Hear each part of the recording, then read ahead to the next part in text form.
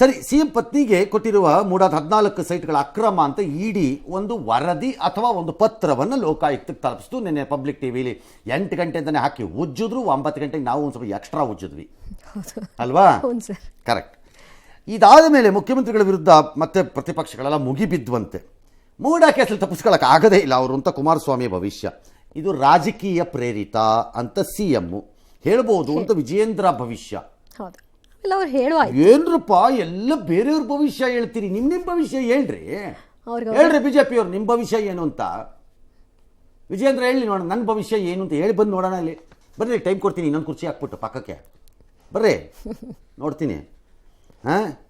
ಸುಮ್ಮನೆ ಇರಲ್ಲ.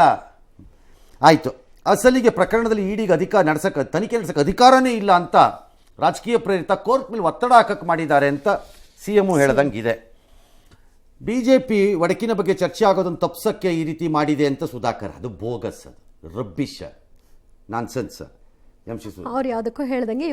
ಸುಮ್ಮನೆ ಬುರ್ಡ ಹೇಳ್ತಾ ಬಿಡ್ತಾರೆ ಅವರು. ಅದನ್ನು ಯಾವನು ತಪ್ಪಿಸ್ಬಿಡೋಕ್ಕೆ ಬಂದ್ಬಿಡ್ತಾರೆ, ಇಲ್ಲಿ ಮಾಡ್ಬಿಟ್ಟು ದೊಡ್ಡ ಇದು. ಅದಾದ್ಮೇಲೆ ಚರ್ಚೆ ಆಗಲ್ವಾ ಅದು? ಅದೇ ಈಗ ನೀವು ಹೇಳ್ದಂಗೆ ಬೇರೆ ಯಾವುದೋ ಬರ್ತಿದ್ದಾಗ ಮೂಡ ತಂದಿಟ್ರು ಅಂತಂದಂಗೆ ಇನ್ಯಾವುದೋ ಚರ್ಚೆ ಆಗ್ತಿತ್ತು, ಅದಕ್ಕೆ ಮೂಡ ಬಿಟ್ಟಿದ್ದಾರೆ ಇವರು ಅಂತ. ಅದೆಲ್ಲ ಬೋಗಸ್ ಅದು. ಇನ್ನು ಏಕಸದಸ್ಯ ಪೀಠದ ಆದೇಶ ಪ್ರಶ್ನಿಸಿ ತನಿಖೆಗೆ ಅನುಮತಿ ಕೊಟ್ಟಿರೋದನ್ನು ನಾಳೆ ಸಿಎಂ ವಿಚಾರಣೆಗೆ ಬರ್ತೇವೆ ವಿಭಾಗೀಯ ಪೀಠದಲ್ಲಿ. ಈ ಮಧ್ಯೆ ರಾತ್ರೋರಾತ್ರಿ ಅದು ಯಾವುದೋ 48 ಸೈಟನ್ನು ರದ್ದುಗೊಳಿಸಿ ಮೂಡಾ ಆಯುಕ್ತರು ಆದೇಶ ಕೊಟ್ಟಿದ್ದಾರಂತೆ. ದಿನೇಶ್ ಮೇಲೆ ಕ್ರಮ ತಗೋತಾರಂತೆ. ಮಾಜಿ ಅಧ್ಯಕ್ಷ ರಾಜೀವ್ ಮೂಡಾದು ಅವ್ರನ್ನ ಲೋಕಾಯುಕ್ತ ಪೊಲೀಸರು ವಿಚಾರಣೆಗೆ ಒಳಪಡಿಸಿದ್ದಾರಂತೆ. ಆಲ್ರೈಟ್, ಈ 48 ಸೈಟನ್ನು ಯಾಕೆ ರದ್ದುಗೊಳಿಸಿದ್ರಿ? ಕೊಟ್ಟಿದ್ಯಾಕೆ, ರದ್ದು ಮಾಡಿದ್ಯಾಕೆ? ಅಂದ್ರೆ ಲೋಪ ಆಗಿದೆ ಅಂತ ಒಪ್ಕೊಂಡಂಗ ಅದು. ಇನ್ನೇನು ಮತ್ತೆ ಮಣ್ಣು ತಿಂತಾ ಇದ್ರ ಎಲ್ಲರೂ ಅಥವಾ ಕತ್ತೆ ಕಾಯ್ತಿದ್ರ? ಆ ಯೋಗ್ಯರುಗಳನ್ನು ತಂದು ಈಗ ತನಿಖೆ ಆಗ್ತಿರ್ಬೇಕು. ರಾಜ್ಯದ ಆಸ್ತಿಯನ್ನ ಬಾಯಿಗೆ ಬಂದಂಗೆ ನಿಮ್ಮ ತಾತನ ಮನೆದೊಂದು ಹತ್ರ ಮಾಡಿದ್ದೀರಿ ಕೂತ್ಕೊಂಡು. ಚೀಫ್ ಮಿನಿಸ್ಟರ್ ವೈಫ್ದು ರೋಲು ಮತ್ತೊಂದು ಮಗದೊಂದ್ರ ಬಗ್ಗೆ ನಾ ಕಾಮೆಂಟ್ ಇನ್ನೂ ಹಾಕಿಲ್ಲ. 1700 800 ಮಾಡ್ಕೊಂಡಿದ್ದೀರಿ ಅಂತಂದ್ರೆ ಏನು ಕತೆ ಕಾಯ್ತಾ ಕೂತಿದ್ರ? ಏನು ತಿಂತಾ ಇದ್ರಿ ಎಲ್ಲರೂ? ಯಾವಾಗ ಬಾಯಿಗೇನು ಬೆರಳಿಟ್ಕೊಂಡು ಕೂತಿದ್ರ? ಲೂಟಿಕೋರರ ಸಂತೆ ಇದು. ಎಸ್, ಇಡಿ ಅವರಿಗೆ ಕೇಂದ್ರ ಸರ್ಕಾರ ಸೂಚನೆ ಕೊಟ್ಟಿದ್ದಾರಾ? ಯಾವ ಕಾರಣಕ್ಕೂ ಸಾಧ್ಯ ಇಲ್ಲ, ಯಾವ ಕಾರಣಕ್ಕೂ ಸಾಧ್ಯ ಆಗೋದಿಲ್ಲ. ಕಾನೂನು ಎಲ್ರಿಗೂ ಒಂದೇ. ಕಾನೂನು ವ್ಯಾಪ್ತಿಯೊಳಗೆ ತಪ್ಪು ಮಾಡಿದ್ರೆ ಇದು ಶಿಕ್ಷೆ ಅನುಭವಿಸಲೇಬೇಕು. ರಾಜಕೀಯ ಪ್ರೇರಿತವಾಗಿ ಕಾಂಗ್ರೆಸ್ ಪಕ್ಷ ಅಲ್ಲಿ ಅಧಿಕಾರದಲ್ಲಿದೆ, ಆ ಮುಖ್ಯಮಂತ್ರಿಗಳನ್ನ ಕಾಂಗ್ರೆಸ್ ಪಕ್ಷದ ಮುಖಂಡರನ್ನ ಟಾರ್ಗೆಟ್ ಮಾಡ್ತಾ ಇದ್ದಾರೆ. ಈ ಹೇಳಿಕೆಯನ್ನ ಇವತ್ತು ನಾಳೆ ಮುಖ್ಯಮಂತ್ರಿಗಳಿಂದ ನೀವು ನಿರೀಕ್ಷೆನ ಮಾಡಬಹುದು. ಮುಖ್ಯಮಂತ್ರಿಗಳು ಯಾವುದೇ ಅಪರಾಧ ಆಗಿಲ್ಲ, ಮೂಡಾದಲ್ಲಿ ಹಗರಣ ಆಗಿಲ್ಲ ಅಂತೇಳಿ ಬಹಿರಂಗವಾಗಿ ಹೇಳಿಕೆಯನ್ನು ಕೂಡ ನೀಡಿದ್ರು. ತದನಂತರದಲ್ಲಿ ನಾವು ಬಿಜೆಪಿ ಜೆಡಿಎಸ್ ಪಕ್ಷ ಮೈಸೂರಿಂದ ಬೆಂಗಳೂರಿಂದ ಮೈಸೂರಿಗೆ ಪಾದಯಾತ್ರೆ ಕೂಡ ಮಾಡಿದ್ವಿ. ಪೊಲಿಟಿಕಲಿ ಮೋಟಿವೇಟೆಡ್ ನೋಡಪ್ಪ.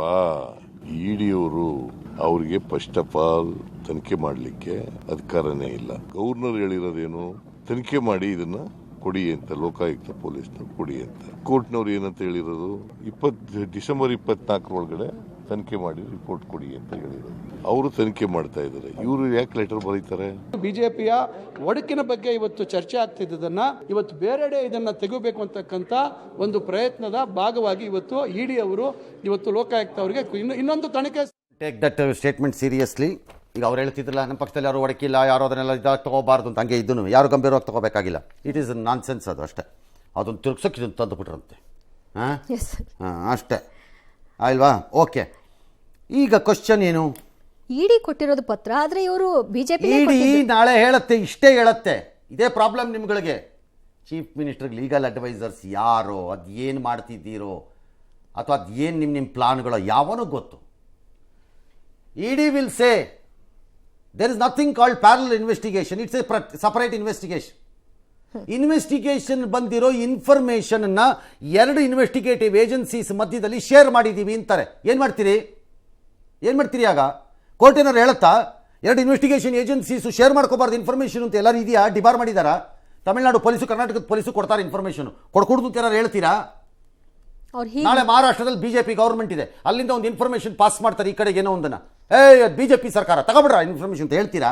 ಹಂಗಾಗಲ್ಲ. ಅದೇನೇನು ಅದು ಯಾವ್ಯಾವ ಪ್ರಚಂಡರು ಸೇರ್ಕೊಂಡಿದ್ದಾರೋ ನನಗಂತೂ ಅರ್ಥವಾಗ್ತಿಲ್ಲ ಈ ಕೇಸಲ್ಲಿ. The point 2 is the honourable chief minister says it is A ಅವ್ರಿಗೆ ತನಿಖೆಗೆ ವ್ಯಾಪ್ತಿ ಇಲ್ಲ ಅಂತ. ಇರಬಹುದು ಮನಿ ಲಾಂಡ್ರಿಂಗ್ ಪಾರ್ಟನ್ನು ಬಿಟ್ಟರೆ ಈ ಪಾರ್ಟ್ ಅವ್ರಿಗೆ ಇನ್ವೆಸ್ಟಿಗೇಟ್ ಮಾಡೋಕ್ಕೆ ಅವ್ರಿಗೆ ಜಾಗ ಇಲ್ಲದಿರಬಹುದು.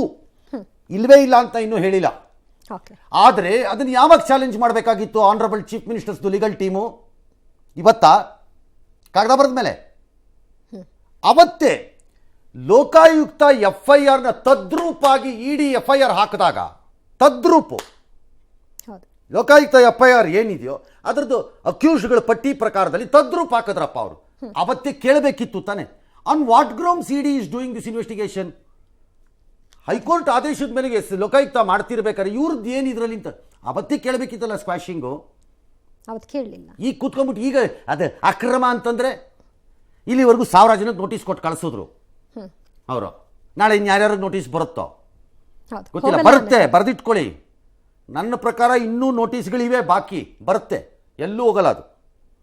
ಈಗ ಹೇಳಿದ್ರೆ ಅದನ್ನ ಒಂದು ತನಿಖಾ ಸಂಸ್ಥೆ ಇನ್ನೊಂದು ತನಿಖಾ ಸಂಸ್ಥೆಗೆ ಹೀಗೆ ಮಾಡಿ ಅಂತ ಹೇಳಲಿಕ್ಕೆ ಅವ್ರಿಗೆ ಲೋಕಾಯುಕ್ತ ಈಗ ಹೇಳ್ಬೋದು ನಮ್ಮ ಇಷ್ಟ ಏನು ತನಿಖೆ ನಡೆಸೋ ರೀತಿ. ಹಾ, ನಮ್ಮ ತನಿಖೆ ನಮ್ಮ ಹಕ್ಕು ಅಂತ ಬೇಕಾದ್ರೆ ಲೋಕಾಯುಕ್ತ ಹೇಳ್ಬೋದು. ಓಕೆ, ಇವ್ರ ಸ್ಲೋಗನ್. ನನ್ನ ತೆರಿಗೆ ನನ್ನ ಹಕ್ಕು, ನಮ್ಮ ಭೂಮಿ ನಮ್ಮ ಹಕ್ಕು ಅಂತ ಇನ್ನೊಬ್ರು ಯಾರು ಹೇಳದಂಗೆ ಇವರು ಲೋಕಾಯುಕ್ತದವರುವೆ ನಮ್ಮ ತನಿಖೆ ನಮ್ಮ ಹಕ್ಕು ಅಂತ ಬೇಕಾದ್ರೆ ಹೇಳಬಹುದು. ಯಾವ ಅನುಮಾನನೂ ಇಲ್ಲ ಅದ್ರಲ್ಲಿ. It need not get influenced by somebody else investigation. There is no ಇದು ಬಾರ್. ಅಥವಾ ಅವ್ರು ಬರೆದಿರೋ ಕಾಗದನ ಯಥಾವತ್ತು ಒಪ್ಕೋಬೇಕು ಅಂತ ಎಲ್ಲೂ ನಿಯಮನೂ ಇಲ್ಲ ಅಂತ ನೆನ್ನೆನೂ ಹೇಳಿದ್ದೀನಿ ನಾನು. ಹೌದು. ಇನ್ನೊಂದ್ಸರಿ ಹೇಳ್ತೀನಿ ಅದು. ಈಗಲೂ ನನಗೆ ಚೀಫ್ ಮಿನಿಸ್ಟರ್ದು ರೋಲ್ ಏನು ಅಂತ ಇಡಿ ವರದಿನಲ್ಲೂ ನಾನು ಕಂಡಿಲ್ಲ ಅಂತಲೇ ಹೇಳ್ತೀನಿ ನಾನು ಈಗಲೂ. ಆ ಸಮಯದಲ್ಲಿ ಅವರು ಅಧಿಕಾರದಲ್ಲಿ ಇದ್ರು ಅನ್ನೋದನ್ನು ಬಿಟ್ಟರೆ ಅದಕ್ಕೆ ಲಾಜಿಕಲಿ ಅವರು ಇನ್ಫ್ಲೂಯೆನ್ಸ್ ಮಾಡಿದ್ದಾರೆ ಅಂತ ಹೇಳಕ್ಕೆ ಟ್ರೈ ಮಾಡ್ತಿದ್ದಾರೆ ಹೊರತು ಸ್ಪೆಸಿಫಿಕ್ ಆಗಿ ಕಾಣಿಸಿಲ್ಲ ಅಂತಲೇ ಹೇಳ್ತಿದ್ದೀನಿ. But Lokayukta can ignore it. High court ನಮಗೆ ಹೇಳಿದೆ ತನಿಖೆ ಮಾಡಿ ವರದಿ ಕೊಡ್ರಪ್ಪ ಅಂತ. ನಾವು ತನಿಖೆ ಮಾಡಿ ವರದಿ ಕೊಡ್ತೀವಿ, ಎಕ್ಸ್ಟರ್ನಲಿ ನಮ್ಗೆ ಏನೇನು ಬಂದರೂ ನಾವು ಅದನ್ನು ಕನ್ಸಿಡರ್ ಮಾಡಲ್ಲ ಅಂತ ಬೇಕಾದ್ರೆ ಹೇಳ್ಕೋಬೋದು. ಓಕೆ. ಹೇಳಿ CM ಪಾತ್ರ ಇಲ್ಲ ಅಂತಾನೋ ಅಥವಾ ಅವ್ರ ವೈಫ್ ಪಾತ್ರ ಇಲ್ಲ ಅಂತಾನೋ ಅಥವಾ ಯಾರ ಸಂಬಂಧಿಕರ ಪಾತ್ರ ಇಲ್ಲ ಅಂತಾನೋ, ಬರೀ ಆಫೀಸರ್ಸ್ ಪಾತ್ರ ಅಂತಾನೋ, ಇಲ್ಲ ಎಲ್ಲರ ಪಾತ್ರನೂ ಇದೆ ಅಂತಾನೋ ಅಥವಾ ಯಾರ ಪಾತ್ರನೂ ಇಲ್ಲ ಅಂತಾನೋ, 1 ಇಂಚ್ ಭೂಮಿನಲ್ಲಿ ಏನು ವ್ಯತ್ಯಾಸ ಆಗಿಲ್ಲ ಅಂತಾನೋ ಒಂದು ರಿಪೋರ್ಟ್ ಕೊಡ್ಬೋದು. ಅವ್ರು ಏನು ಬೇಕಾದ್ರೂ ಕೊಡ್ಬೋದು. But the trouble will be, ನನ್ನ ಪ್ರಕಾರದಲ್ಲಿ ಓಕೆ, ಟ್ರಬಲ್ ಎಲ್ಲಿದೆ ಅಂತಂದರೆ ಇದರಲ್ಲಿ ನಾಳೆ ಏನಾದರೂ ಅಪ್ಪಿತಪ್ಪಿ ಕೋರ್ಟಲ್ಲಿ ಈ ಪ್ರಶ್ನೆ ಉದ್ಭವವಾದರೆ ED has no business to conduct this investigation and give it to Lokayukta. ಆದರೆ ಆ ಇಡಿ ರಿಪೋರ್ಟಲ್ಲಿರುವಂತಹ ಅಂಶಗಳು ಫ್ಯಾಕ್ಟ್ಸಾ ಅಲ್ವಾ ಅನ್ನೋ ಪ್ರಶ್ನೆ ಉದ್ಭವ ಆಗ್ಬೋದೇನೋ. ಓಕೆ, ಅದು ಸುಳ್ಳ ಸತ್ಯವಾ, ಅದ್ರ ಬಗ್ಗೆ ಹರಿಯೋದು ಹೇಗೆ?